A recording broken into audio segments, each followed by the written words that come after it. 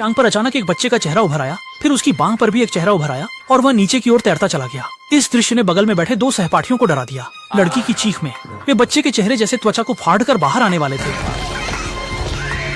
यहाँ तक कि अंत में यह उसके चेहरे तक पहुँच गया और तुरंत उसने सिर पकड़कर चीख पड़ी। अगले ही पल वह मानो 50 साल की हो गई। यह स्पष्ट रूप से एक दानव द्वारा नियंत्रित हो गई थी। डरावने रूप से साथी की ओर बढ़ने लगी। उसकी चलने की मुद्रा भी बाहरी तरफ मुड़ी हुई थी।